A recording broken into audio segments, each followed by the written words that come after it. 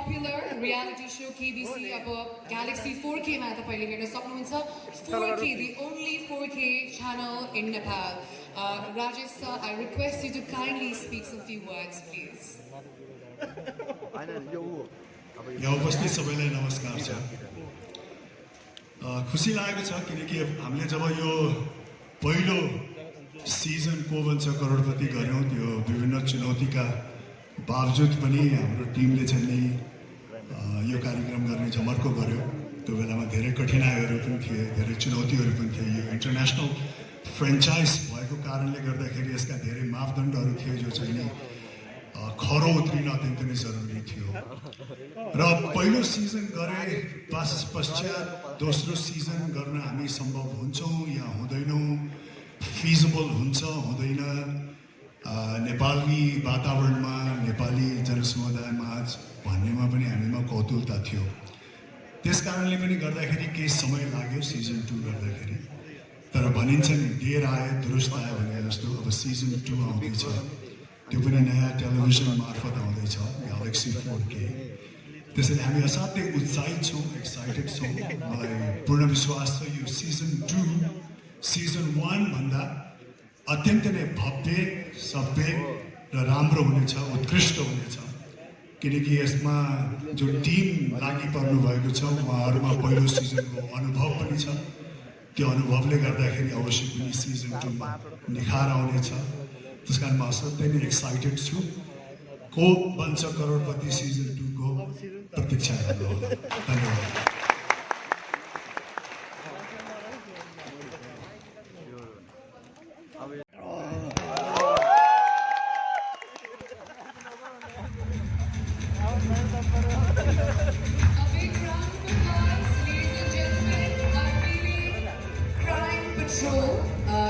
दीपक सरलाई केही शब्द बोल्नको लागि म अनुरोध गर्दछु। Thank you very much. यहाँ उपस्थित भव्य समारोहमा उपस्थित आदरणीय सबै व्यक्तित्वहरूलाई म हार्दिक नमन गर्न चाहन्छु। सबभन्दा पहिला आजभन्दा धेरै वर्ष अगाडि, धेरै वर्ष सायद 29-30 वर्ष अगाडि, 28-29 वर्ष अगाडि आदरणीय हरिदाई मदन दाईको सिरियल हेरेर त्यो कलाकारिता गर्ने रहर पालेको एउटा केटा टेलिभिजनमा प्रोग्राम गर्नको लागि एकदम उत्साहित थियो। टेलिभिजनमा अनुहार देखाउन पाउँदाखेरि कति खुसी हुन्छ होला भन्ने एउटा कल्पना थियो। एउटा कल्पना बोकेर आएको एउटा केटालाई एउटा एकजना प्रोग्राम असिस्टेन्ट गर्ने अथवा उहाँ पनि एकजना सङ्घर्ष गरेको एउटा केटाले आउनुहोस् तपाईँ एउटा टेलिभिजनमा एउटा रियालिटी सो छ, त्यहाँ आफ्नो प्रतिभा देखाउनुहोस्, तपाईँको आफ्नो क्यारियरिजम प्रतिभा रहेछ, त्यो देखाउनुहोस् भनेर त्यो केटाले मलाई लिएर गएको थियो टेलिभिजनमा। त्यो मेरो सायद पहिलो पाइला थियो। त्यसपछि बिस्तारै बिस्तारै अनि टक्क हुँदै अगाडि बढेँ र मेरो यात्रा यहाँसम्म आयो। र त्यसपछि अहिले म टेलिभिजनबाट सिनेमामा प्रवेश गर्ने सौभाग्य प्राप्त गरेँ। नेपाली चलचित्र क्षेत्रमा जोडिने मौका पाएँ र त्यसपछि अब फेरि टेलिभिजनमा फर्कने कि नफर्कने दुविधा थियो, अवस्था पनि प्रतिकूल थियो। त्योमा त्यस्तो बेलामा त्यति बेला सङ्घर्ष गरिरहेको केटो जुन आजको विशाल नाम छ रवि लामिछानेजी, मेरो मित्र, उहाँले नै मलाई फेरि एकपटक टेलिभिजनमा आउनुपर्छ, तपाईँले एउटा कमसेकम एउटा सो गर्नुपर्छ भन्नु मलाई खुसी लाग्यो। रविजीलाई एकदम थ्याङ्क यू भेरी मच भन्न चाहन्छु। र यो रवि टिममा छु म र तपाईँलाई धेरै धेरै शुभकामना। र मलाई पनि यो अलिकति फरक प्रकारको च्यालेन्ज लाग्यो, केही फरक गरौँ, केही फरक गर्दाखेरि रमाइलो हुन्छ, एउटा रेगुलर चिज त गरिरहेको छु भनेर यसमा जोडिने अवसर प्राप्त गरेको छु। सम्पूर्ण यो गोर्खा च्यानल, गोर्खा टेलिभिजनको यो सबै च्यानललाई र सबै आज यहाँ ड्यासमा आसिन सबै आदरणीय व्यक्तित्वहरूलाई म धन्यवाद दिन चाहन्छु मलाई चुन्नु भएकोमा। र म सकेसम्म मेरो प्रयास रहन्छ यसलाई न्याय प्रदान गरौँ र मलाई चाहिँ तपाईँहरूको शुभेच्छा, शुभाशिष चाहिन्छ र धन्यवाद भन्न चाहन्छु एकपटक फेरि। Thank you very much.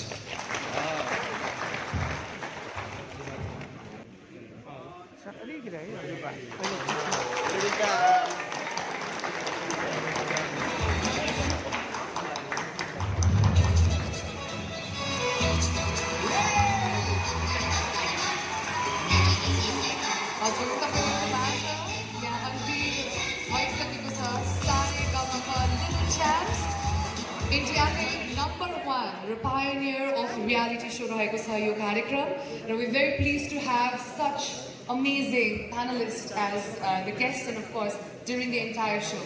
Indira ji, please have Thank you so much. उपस्थित सम्पूर्णमा एकदमै हृदयदेखि नै नमस्कार भन्न चाहन्छु। अलिकति रियालिटी शोको आफै एउटा पार्टिसिपेन्टबाट स्टार्ट गरेर अनि एज अ जज पनि केही अनुभव बटुलिसके पछाडि सारेगामापा लिएर आउँदैछौँ हामी। मलाई लाग्छ संसारमा तीनटा चिज नमन पराउने कोही पनि छैन, एउटा फुल, अर्को बालबालिका र अर्को गीत सङ्गीत।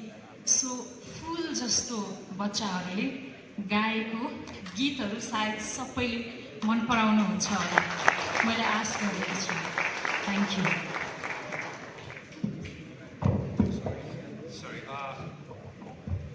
यहाँ सबैले देखिरहनु नै भएको हो। हामीले first time singing reality show Nepal idol सुरु गरेपछि त्यसका पनि थुप्रै चुनौतीहरू थिए, थुप्रै च्यालेन्जेसहरू थिए। तर यो 3 सिजन सक्दाखेरिको एउटा पाटो के भयो भने जसलाई हामीले जो त्यहाँ पार्टिसिपेट हुन आउनुभयो, जो त्यहाँ गाउनु भयो, उहाँहरू सबैजना हाम्रो साथी हुनुभयो। साथी हुनुभएको मतलब हामीसँगै टुर गर्नुहुन्छ, हामीसँगै गाउनुहुन्छ, हाम्रो गीतहरू गाउनुहुन्छ, अथवा कतिजनाहरू त हामीभन्दा निकै धेरै पपुलर हुनुहुन्छ, निकै धेरै व्यस्त हुनुहुन्छ। र अब हाम्रो साथी हुने पालो भएको छ यो जेनेरेसनसँग, त्यसको लागि हामी एक्साइटेड छौँ।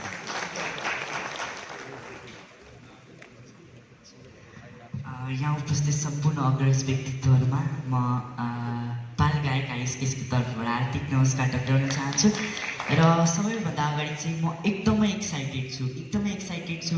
किन चिजमा भन्दाखेरि चाहिँ यही सोसँग चाहिँ म इन्डियामा पनि म गएको थिएँ, यही सोमा सारेगामा लिटिल च्याम्प्स, र त्यहाँ पनि मैले थुप्रै अनुभव चाहिँ मैले बटुल्न पाएँ। र साथै साथ अहिले यही सोमा चाहिँ म एज अ परिवारको रूपमा चाहिँ म जुट्न सफल भएको छु, त्यसमा म एकदमै खुसी छु। र यो पुरै इन्टायर टिमलाई म धेरै धेरै धन्यवाद टक्राउन चाहन्छु, सम्पूर्णलाई एकदमै धन्यवाद दिन चाहन्छु। र आगामी दिनमा पनि मलाई यस्तै गरी मलाई प्लेटफर्म दिनुहुन्छ भने म आशा गर्दै थ्याङ्क यू सो मच भन्न चाहन्छु। Thank you so much.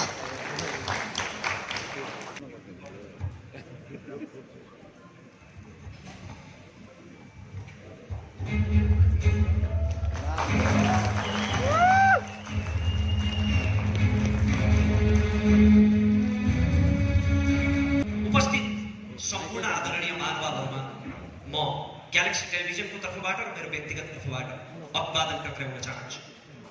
म मेरो विश्वभरिका शुभचिन्तकहरूको आशीर्वादले पब्लिक स्पिकरको ताज पहिरिसकेपछि मैले विभिन्न विषयहरूमा प्रश्न गरिरहेँ, सामाजिक विषयहरूमा प्रश्न गरिरहेँ र आम भोइ मान्छेहरूको तर्फबाट उत्तर खोजिरहेँ। कुनै विषयमा म नबोल्दा मेरा शुभचिन्तकहरूले मलाई प्रश्न गर्नुहुन्थ्यो, फलानु विषयमा रमेश किन बोलेन?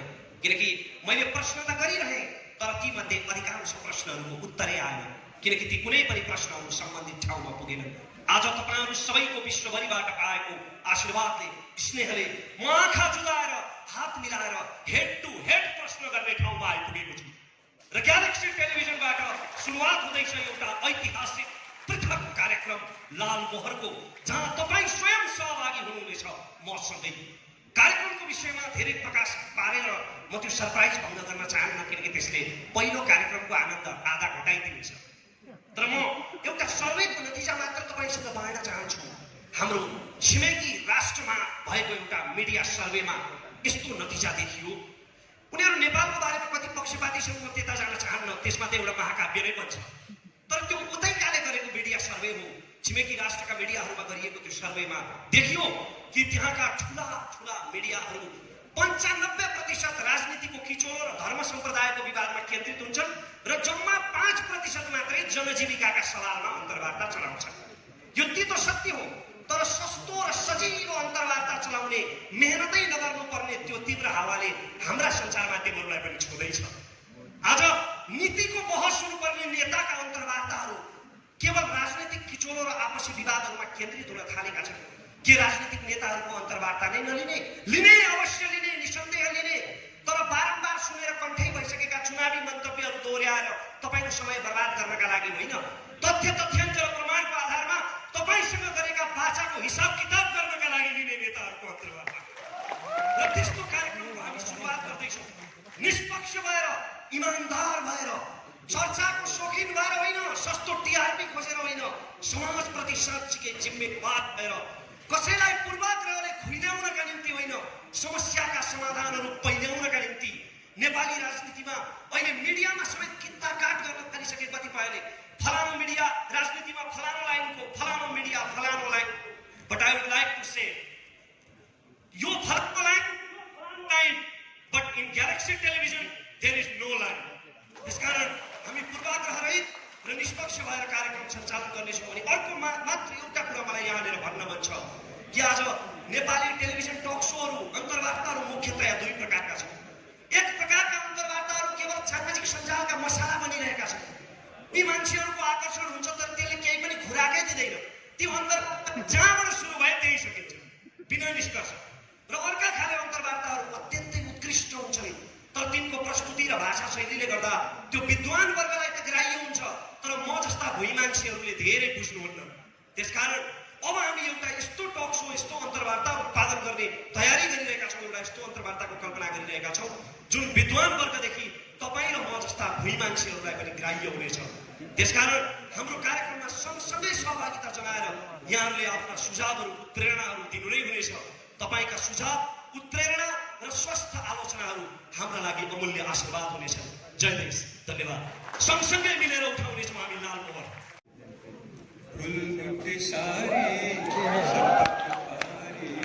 छोरी मलमलको कौशीमा बसी तिमीले हेर्दा मन मेरो हलचल हो।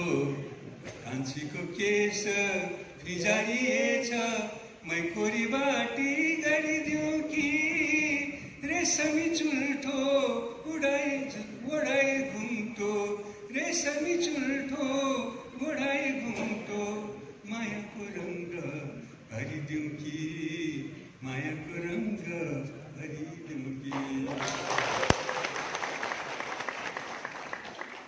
सबै दाजुभाइ दिदीबहिनीहरूलाई, सबै नेपालीहरूलाई मायाको रङ्ग भरिदिन चाहन्छु म। रवि लामिछानेलाई धेरै धेरै बधाई छ भाइलाई। नयाँ सुरुवात गर्नुभएको छ। ग्यालेक्सी टेलिभिजनको लागि, ग्यालेक्सी च्यानलको लागि शुभकामना दिन चाहन्छु, बधाई दिन चाहन्छु। रवि लामिछानेको विषयमा खासै भन्नुपर्ने कुरा केही पनि छैन, सबैले थाहा छ। अब भनेर खालि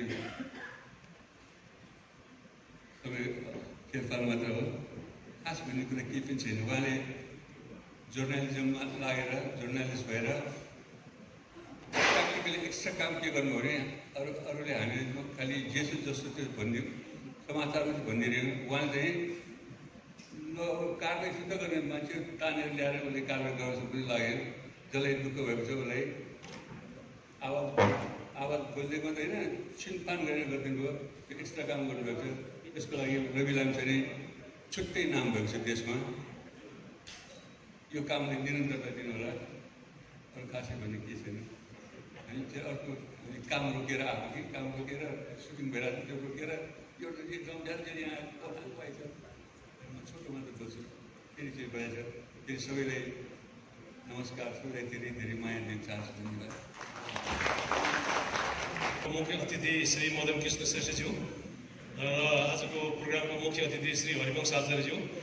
किनभने हामीले लमेदा सुरुवाल लाछौँ, अरू कसैले पनि लाएको छैन। यो राष्ट्रिय पोसाकको कारणले गर्दाखेरि हामीले आफूले मुख्य अतिथि भन्नु मिल्ने भयो भनेर भने हो। हामी एउटा सुटिङको कार्यक्रम रोकेर आएको हौँ, त्यसैले अलिकति हतार भइरहेको थियो, मन परिरहेको थियो। त्यहाँ युनिट कुदिरहेको छ र यो ग्यालेक्सी टेलिभिजनको सुरुवात भयो आज। जहाँ पहुँचे नहीं पहुँचे रवि वहाँ पहुँचे कवि भन्थे होइन। अब जहाँ नहीं पहुँचे कवि त्यहाँ पहुँचे रवि। रविले आफ्नो एउटा भिन्दै आफ्नो रवि बनाइसक्नु भएको छ र रवि भनेको सूर्य हो। सूर्य जहाँ पनि पुग्छ, उज्यालो देखाउनलाई रवि जहाँ पनि पुग्छ र रविसँग जोडिएको यो ग्यालेक्सी टेलिभिजनले पनि सूर्य जहाँ जहाँ पुग्छ त्यतै पुग्न सक्छ जस्तो मलाई लागिरहेको छ। र नेपालको आकाशमा अनगिन्ती टेलिभिजनका च्यानलहरू छन् तर इन्डस्ट्री पटक्कै बढेको छैन। विज्ञापन बाँडचुँडै खानु परिरहेछ। जुन देशमा इन्डस्ट्रीको डेभलप हुन्छ त्यो देशमा मात्रै टेलिभिजन उद्योग फस्टाउन सक्छ भन्ने चाहिँ मैले पनि बुझेको छु र हाम्रो देशको इन्डस्ट्री भनेको हाम्रो देशको सडक बाटोहरू पनि थाहा हुन्छ, राजमार्गहरू पनि थाहा हुन्छ, देब्रेतिर जहिले पनि भाँसिएको हुन्छ, दाहिनेतिर उठेको हुन्छ। त्यसको मतलब के भने देब्रेतिरबाट हामी यति हरिएको ट्रक मगाउँछौँ कि 20-25 टनका ट्रकहरूमा सामान खाली हामी मगाउँछौँ, इन्डियाबाट मगाउँछौँ। रक्सोलदेखि काठमाडौँसम्मको सडक देब्रेतिर जहिले पनि भाँसिन्छ र जाँदाखेरिको देब्रेतिर जहिले पनि उठेको हुन्छ बाटो, किनभने हामीसँग निर्यात गर्ने कुरा केही पनि छैन। हामीसँग निर्यात गर्ने कुरा भनेको खालि कवाडीको सामानहरू मात्रै हो हामी धेरै निर्यात गर्ने। त्यस कारणले जाँदाखेरि खाली ट्रक जान्छ, आउँदाखेरि लोडेड ट्रक मात्रै आउँछ। त्यो कारणले गर्दाखेरि देशमा टेलिभिजनको इन्डस्ट्रीहरू त धमाधम थपिँदैछ, तर साँच्चीकै इन्डस्ट्री नथपिकन विज्ञापनको मार्केट बढ्दैन। विज्ञापनको मार्केट नबढिकन टेलिभिजन सर्भाइभ हुन असाध्यै गाह्रो छ र यो टेलिभिजनको हुलमा एउटा अर्को टेलिभिजन थपिएको छ र यसको आजको फुर्ती हेर्दाखेरि अब अरू टेलिभिजनले के देखाउँथ्यो जस्तो नै भएछ।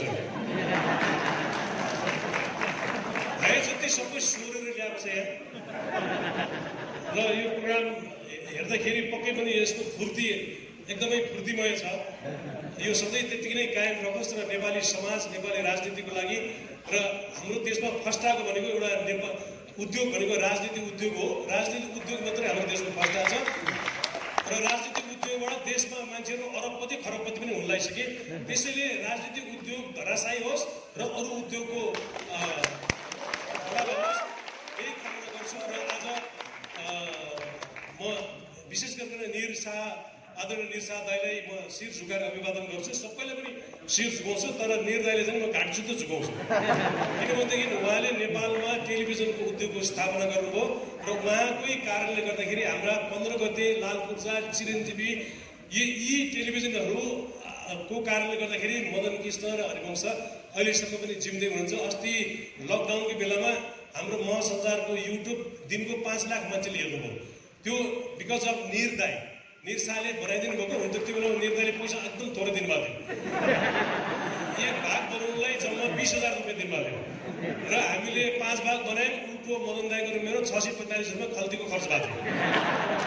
निर दाईले अलिकति पैसा थपिदिनु भनेको मान्नु भएन, दिनु भएन र तर त्यो बेलाको रोयल्टी अहिले युट्युबबाट आइरहेको छ। महिनाको अलिअलि आउँछ कतिपय र म निर दाईलाई म घाँटी सुत्तो झुकाएर अभिवादन गर्न चाहन्छु र यो ग्यालेक्सी टेलिभिजनको उत्तरोत्तर प्रगतिको कामना गर्छु। यससँग आबद्ध सबै प्रोग्राम प्रस्तुताहरू र यसका कर्मचारीहरू, यसका प्रमोटरहरू सबैलाई धेरै धेरै बधाई ज्ञापन गर्दै अब 1 सेकेन्ड पनि नबसिकन हामी अर्को ठाउँको नुन खाछौँ। आज त्यहाँ सुटिङ गर्न रोकेर आएको, त्यस कारणले पनि लभ्यदस्त्र लगाएको हो। मुख्य अतिथि हुनलाई होइन। म बिदा हुन्छु। नमस्कार।